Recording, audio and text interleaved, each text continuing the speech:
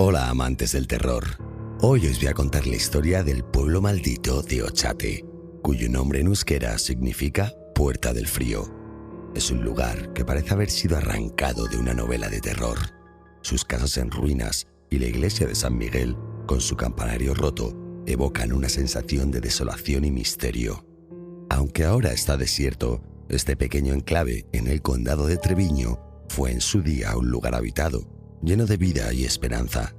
Pero algo oscuro se cernió sobre Ochate, un mal que no se puede ver, pero que se siente en cada piedra y en cada sombra. Yo soy Lucio Velasco y esto es Noches de Terror.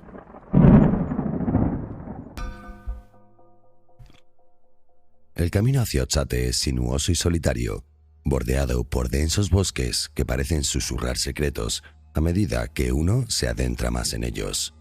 La atmósfera está impregnada de una niebla densa y húmeda que se agita con cada paso, como si fuera un ente vivo que se resiste a revelar los misterios ocultos entre sus brumas. En la distancia, las ruinas del pueblo se recortan contra el cielo gris, desafiantes y silenciosas, como un guardián sombrío de historias olvidadas. La historia de Ochate comienza en el siglo XIX, cuando una serie de infortunios inexplicables azotaron el pueblo. En 1860, una epidemia de viruela se desató sin previo aviso, diezmando a la población.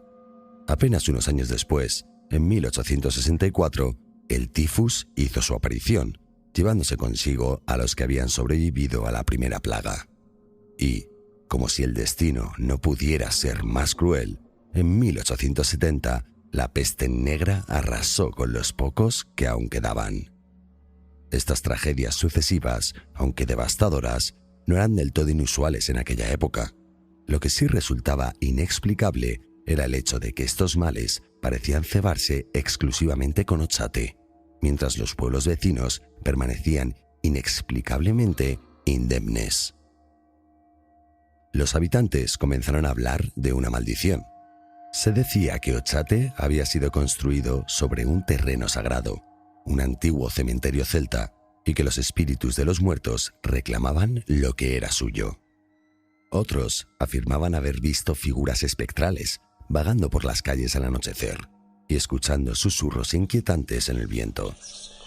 El miedo y la superstición se apoderaron del lugar, y no pasó mucho tiempo antes de que los pocos supervivientes decidieran abandonar el pueblo, dejando atrás sus hogares y pertenencias. Entre las ruinas, la iglesia de San Miguel se erige como un monumento tétrico. A pesar de su estado de deterioro, su presencia es imponente. Las leyendas locales cuentan que en su interior se celebran rituales paganos y que el sacerdote, don Marcelo, había caído en la locura, sacrificando animales y, según algunos rumores, hasta personas, en un intento desesperado por apaciguar a las fuerzas oscuras que se cernían sobre Ochate. Las historias de desapariciones inexplicables también forman parte del oscuro legado del pueblo. En 1981, dos investigadores locales, Luis y Enrique Zúñiga, decidieron explorar Ochate tras escuchar rumores de fenómenos paranormales. Equipados con grabadoras y cámaras, los hermanos se adentraron en el pueblo. Sin embargo, lo que encontraron fue más de lo que esperaban. Durante una noche de luna llena, mientras exploraban las ruinas de la iglesia, Luis afirmó haber visto una figura oscura que lo observaba desde el campanario. Aterrorizado, intentó huir, pero se encontró atrapado en un círculo de luz cegadora. Cuando la luz desapareció, Enrique se encontró solo. Su hermano había desaparecido sin dejar rastro. La búsqueda de Luis se prolongó durante semanas, pero nunca se encontró ningún indicio de su paradero. La única prueba de su existencia fue una grabación en la que se podía escuchar su respiración entrecortada y un murmullo inaudible, seguido de un grito desgarrador. Las desapariciones no se detuvieron ahí. En 1987, un grupo de excursionistas franceses decidió acampar cerca de Ochate. Durante la noche, uno de ellos, Jean-Luc, se despertó sobresaltado por un sonido extraño. Al salir de su tienda, vio una figura encapuchada que se desvanecía en la niebla. Alarmado, despertó a sus compañeros, pero cuando salieron, no encontraron a nadie. La mañana siguiente, uno de los excursionistas, Marie, había desaparecido sin dejar rastro. La búsqueda se intensificó, pero al igual que en el caso de Luis, no se encontró ninguna pista sobre su destino. Estos eventos alimentaron aún más las leyendas sobre Ochate. Los pocos valientes que se atrevían a visitar el pueblo hablaban de una sensación de opresión, de una presencia que parecía observarlos desde las sombras. Algunos afirmaban haber visto luces extrañas en el cielo nocturno, mientras que otros reportaban haber escuchado voces susurrantes que los llamaban por su nombre. Sin embargo, no todos los misterios de Ochate se podían atribuir a lo sobrenatural. En 1992, un arqueólogo llamado Javier Armentía decidió investigar el origen de las epidemias que habían asolado el pueblo. Sus estudios revelaron que Ochate se encontraba sobre una falla geológica, lo que podría haber contribuido a la propagación de enfermedades a través del agua contaminada. Aunque esta teoría ofrecía una explicación más racional, no lograba disipar del todo el aura del misterio que rodeaba el lugar. El descubrimiento de antiguos documentos en los archivos de la diócesis de Burgos añadió un nuevo giro a la historia. Estos papeles, escritos en latín y fechados en el siglo XVII, hablaban de un sacerdote llamado Fray Bernardino, que había sido expulsado de la iglesia por practicar artes oscuras. Según los textos, Fray Bernardino había maldecido Ochate antes de ser desterrado, jurando que ningún habitante del pueblo encontraría paz. Aunque la autenticidad de estos documentos fue puesta en duda por algunos historiadores, para muchos locales, esta era la confirmación de que Ochate estaba, de hecho, maldito. Las investigaciones continuaron, pero cada descubrimiento solo añadía más capas de misterio. En 1995, un equipo de parapsicólogos liderados por Carmen Sánchez instaló sensores de movimiento y cámaras infrarrojas en el pueblo. Durante varias noches registraron fenómenos inexplicables, cambios bruscos de temperatura, sonidos de pasos en calles desiertas y sombras que se movían sin ninguna fuente de luz aparente. Uno de los momentos más escalofriantes ocurrió cuando una de las cámaras capturó la imagen de una figura translúcida caminando por la nave de la iglesia. Ochate seguía resistiéndose a desvelar sus secretos. Las visitas al pueblo se convirtieron en una especie de peregrinación para los aficionados a lo paranormal, cada uno con la esperanza de encontrar respuestas, pero lo único que parecían obtener eran más preguntas. El viento soplaba fuerte, cargado de recuerdos y lamentos. Las ruinas de Ochate, testigos mudos de un pasado turbulento, seguían en pie, desafiando al tiempo y a la razón. El misterio de su maldición, lejos de desvanecerse, parecía afianzarse con cada año que pasaba. Y Ochate continuaba siendo un enigma. En el verano de 2001, el escritor y periodista Alberto González decidió investigar personalmente los enigmas de Ochate, impulsado por una mezcla de escepticismo y curiosidad. Equipado con una buena grabadora, una cámara y un cuaderno de notas, se adentró en el corazón del pueblo maldito con la intención de separar los hechos de las leyendas. Alberto comenzó su exploración en la iglesia de San Miguel, un lugar que había sido el epicentro de muchos relatos escalofriantes. Al entrar en el edificio, sintió una inmediata sensación de opresión, como si el aire estuviera cargado de una energía pesada y antigua. Las paredes de piedra, ennegrecidas por el tiempo y el abandono, parecían absorber la luz, creando sombras inquietantes en cada rincón.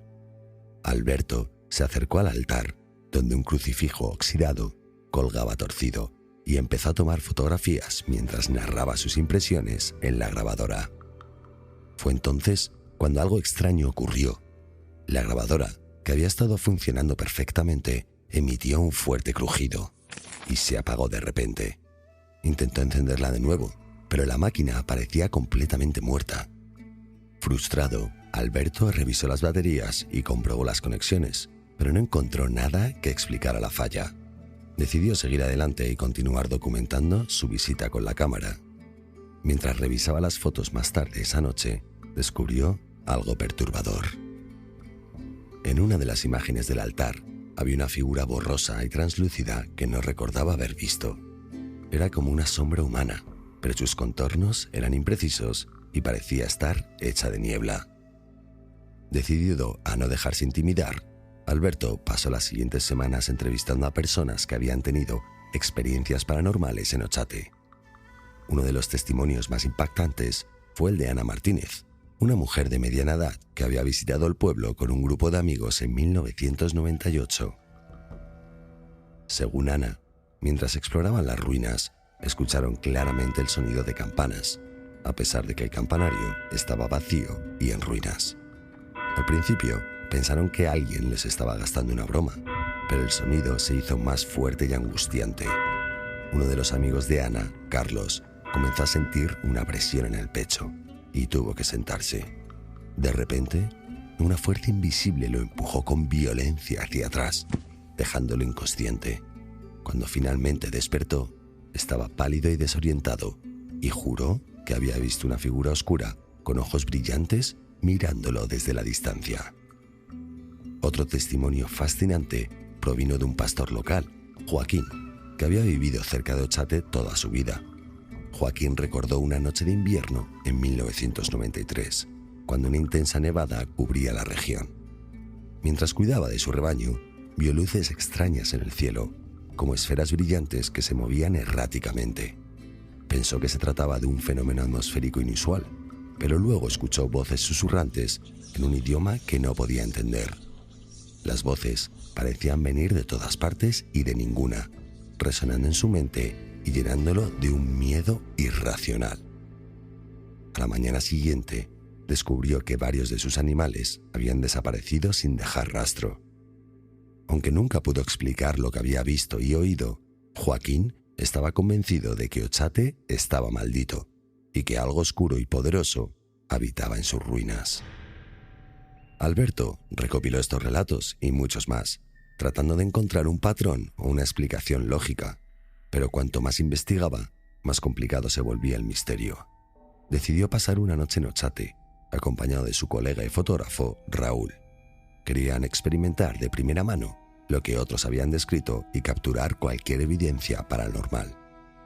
Armaron su campamento cerca de la iglesia de San Miguel, encendieron una fogata y prepararon sus equipos. La noche avanzó lentamente y el silencio era casi absoluto, interrumpido solo por el crujido ocasional de la madera en la fogata. A la medianoche, Raúl notó algo inusual en el cielo, una serie de luces parpadeantes que se movían de manera errática. Intentó fotografiarlas, pero las luces desaparecieron tan rápido como habían aparecido. Poco después, comenzaron a escuchar ruidos extraños, como pasos que se acercaban y luego se alejaban, aunque no podían ver a nadie. Raúl sugirió revisar la iglesia nuevamente y ambos se dirigieron al interior con linternas en mano. Mientras exploraban el edificio, escucharon un susurro débil que parecía provenir de las paredes mismas. «¡Vete!», decía la voz una y otra vez, aumentando en intensidad hasta convertirse en un grito desgarrador. Ambos hombres salieron corriendo de la iglesia, sintiendo que algo los perseguía. Cuando finalmente se detuvieron jadeando fuera del edificio, la voz cesó abruptamente, dejando un silencio ensordecedor. Esa noche, mientras revisaba las grabaciones, descubrieron que habían capturado el susurro en la grabadora de Raúl. La voz era clara y escalofriante, una prueba irrefutable de que no habían imaginado lo ocurrido. Alberto sabía que esto solo alimentaría más las leyendas de Otzate, pero también estaba decidido a seguir investigando, a descubrir la verdad detrás de los fenómenos. En los meses siguientes, Alberto se sumergió en archivos históricos, buscando cualquier pista que pudiera explicar las tragedias y los fenómenos paranormales de Otzate. Descubrió documentos antiguos que hablaban de extrañas luces en el cielo registradas por los habitantes durante el siglo XVI. También encontró referencias a un hombre llamado Esteban el Hechicero, quien había sido condenado por la Inquisición en el siglo XVII por practicar brujería y convocar a espíritus malignos. Según los documentos, Esteban había sido ejecutado en Ochate y antes de morir lanzó una maldición sobre el pueblo. Las historias de Esteban el hechicero se entrelazaban con otras leyendas de la región. Se decía que el hechicero había escondido un grimorio, un libro de magia negra, en algún lugar del pueblo y que su espíritu seguía protegiéndolo. Cualquiera que se atreviera a buscarlo sería maldecido y sufriría terribles consecuencias. Aunque estas historias eran difíciles de verificar, añadían otra capa de misterio a la ya compleja historia de Ochate. En el otoño de 2002, Alberto se encontró con una pieza del rompecabezas que cambiaría su percepción de Ochate para siempre. Un anciano en un pequeño pueblo cercano, don Ignacio, se acercó a él tras una charla que dio sobre sus investigaciones. Don Ignacio sostenía un libro antiguo, cubierto de polvo y encuadernado en cuero desgastado. Le explicó que este libro había pertenecido a su bisabuelo, un sacerdote que había servido en la iglesia de San Miguel de Ochate a principios del siglo XIX. El libro resultó ser un diario detallado de los últimos días de su bisabuelo en Ochate, un relato de primera mano de las calamidades que habían azotado el pueblo. Según el diario, las epidemias no solo fueron brotes de enfermedad, sino que el sacerdote creía firmemente que eran el resultado de una maldición. Escribía sobre figuras encapuchadas que merodeaban por las calles durante la noche y sacrificios animales que parecían abrir portales a otros mundos. Una entrada en particular capturó la atención de Alberto. El sacerdote describía una noche de 1860, cuando un extraño viajero llegó a Ochate pidiendo refugio. El hombre, de aspecto demacrado y ojos hundidos, afirmaba ser un sobreviviente de un pueblo lejano arrasado por una epidemia. Traía consigo un pequeño cofre, el cual aseguraba contenía objetos sagrados que protegían contra el mal. El sacerdote, desconfiado pero compasivo, le permitió quedarse en la iglesia. Esa misma noche, el viajero desapareció y con él el cofre. Al día siguiente, los primeros casos de viruela comenzaron a aparecer entre los habitantes de Ochate. La conexión entre el extraño viajero y el inicio de las calamidades del pueblo era innegable. Alberto se preguntaba si el cofre contenía algo más que objetos religiosos, quizás algo que desencadenó la maldición sobre Ochate. Decidió investigar más sobre el cofre y su posible paradero. En sus investigaciones, Alberto descubrió que don Ignacio aún conservaba el cofre, aunque vacío, en su casa. El anciano accedió a mostrárselo. Era un objeto pequeño y sin pretensiones, decorado con símbolos que Alberto no reconocía.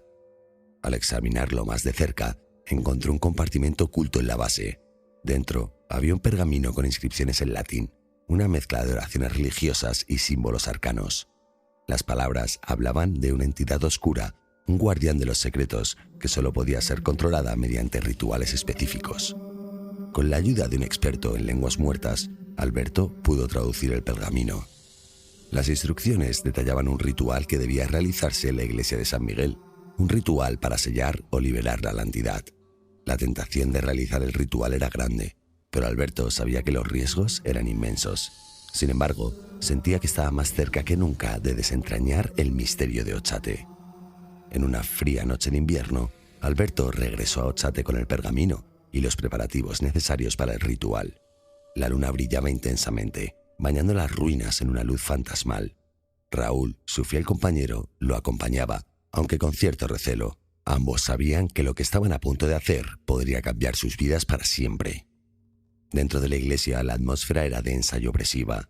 Colocaron velas en los puntos indicados por el pergamino y comenzaron a recitar las palabras antiguas. A medida que avanzaban en el ritual, el aire parecía vibrar con una energía desconocida. Las sombras en las paredes empezaron a moverse y un viento gélido atravesó el edificio, apagando las velas de una a una.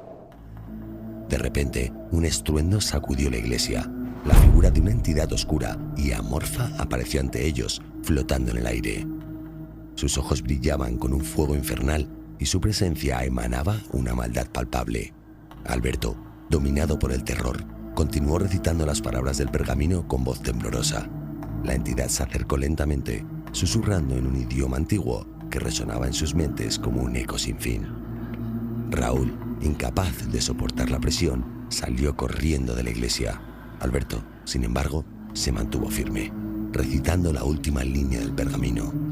Con un grito ensordecedor, la entidad se desvaneció en una explosión de luz, dejando atrás un silencio absoluto. Las velas se encendieron de nuevo y la atmósfera opresiva pareció disiparse. Alberto salió de la iglesia, exhausto pero aliviado. Sentía que había logrado algo significativo, aunque el costo había sido alto. Raúl estaba fuera temblando y con los ojos desorbitados. No podía articular una palabra, pero el terror en su mirada decía más que cualquier explicación. Los días siguientes estuvieron llenos de incertidumbre. Alberto revisó sus grabaciones y notas, tratando de comprender lo que había ocurrido. Aunque había expulsado a la entidad, el misterio de Ochate aún no estaba resuelto. Las desapariciones, las luces en el cielo y las voces susurrantes seguían siendo un enigma. Decidió compartir su experiencia en una serie de artículos y un libro, con la esperanza de que otros investigadores pudieran continuar su trabajo.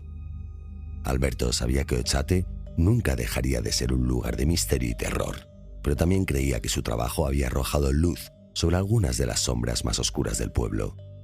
En sus escritos también incluyó la oscura historia de Jacinto Ramírez, un pastor que había aterrorizado a Ochate en 1936. Según los relatos, Jacinto había asesinado a otro pastor en un arranque de furia y luego se había refugiado en las ruinas del pueblo.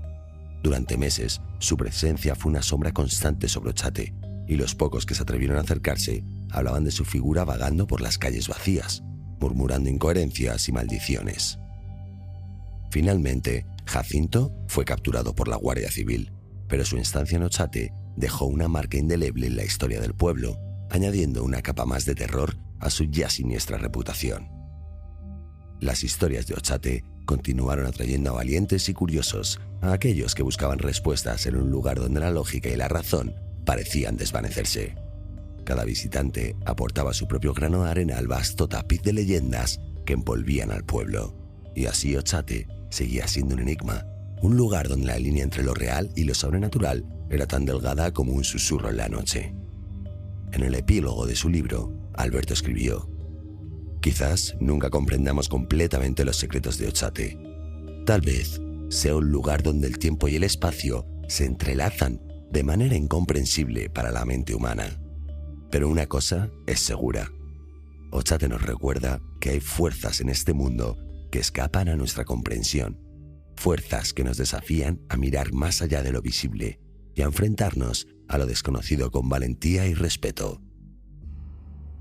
Y así, Ochate sigue en pie, sus ruinas vigilando el paso del tiempo, sus sombras albergando los ecos de un pasado turbulento y misterioso. Un lugar donde cada piedra cuenta una historia y cada susurro en el viento podría ser el eco de una verdad aún por descubrir. Gracias por escuchar este episodio y disculpad por la voz, que la tengo un poco tomada. Nos vemos la semana que viene en el próximo episodio de Noches de Terror.